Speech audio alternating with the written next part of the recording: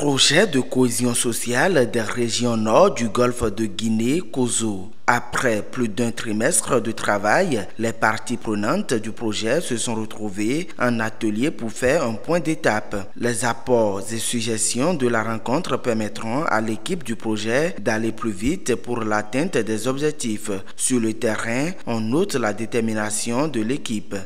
Je vous avoue que le travail qui se fait sur le terrain est immense et de grands pas ont été déjà franchis.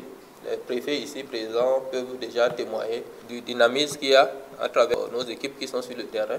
Je veux parler des superviseurs communaux et des facilitateurs communautaires que je profite pour remercier par rapport à ce qui se passe, surtout dans des régions où aujourd'hui la sérénité n'est pas si totale. Mais nos forces de l'ordre y veillent et chacun continue à donner le meilleur de lui-même.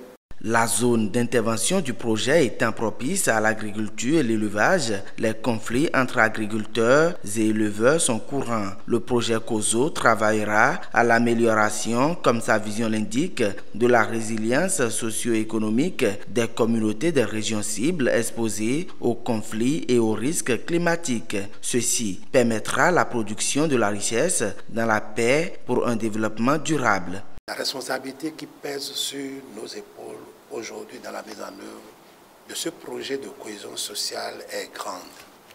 La zone d'intervention du projet en dit long.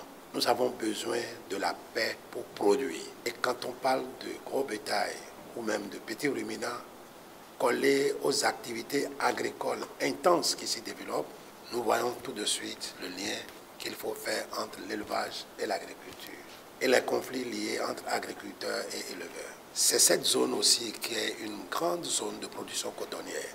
Je voudrais, à travers les préfets, inviter les acteurs au niveau de chaque commune, des 27 communes ciblées, à se départir de pesanteurs politiques pour régler la question du développement à la base. J'appelle de tous mes voeux que cette revue soit systématisée, puisque c'est en faisant cette rétrospection que nous allons voir si nous sommes en train d'atteindre ou non les objectifs. Une série de présentations sera faite pour permettre aux participants de cet atelier de cerner le niveau d'exécution des activités du projet et les difficultés. Ceci pour redéfinir les priorités pour le prochain trimestre. Il s'agira de faire le point d'exécution physique du projet à cette date de revue en comparaison des prévisions initiales. Il s'agira également de faire le point d'exécution financière du projet en comparaison également aux prévisions financières qui avaient été faites. Tout ceci pour nous permettre d'identifier les défis, les difficultés qui sont liées à la mise en œuvre des activités sur la période ainsi que les approches de solutions en vue de définir une stratégie de rattrapage des retards éventuels au cours du premier trimestre. Le projet de cohésion sociale est une initiative du gouvernement soutenue par la Banque mondiale qui vise le renforcement du tissu social.